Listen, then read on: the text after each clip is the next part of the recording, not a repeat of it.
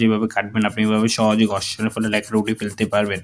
দেখেছেন লেখাটা কি সহজে ঘর্ষণের ফলে স্মুথভাবে ঘর্ষণের ফলে উঠে যাচ্ছে দেখেছেন কি সুন্দরভাবে লেখাটা স্মুথভাবে সহজে ঘর্ষণের ফলে উঠে গেছে। হ্যাঁ, হ্যালো বন্ধুরা, আপনি লেখা ভুল হলে কী করেন? লেখা ভুল হলে কি কেটে আবার নতুন করে লেখেন? তাহলে আজই বদলে ফেলুন আপনার সেই সাধারণ কলম।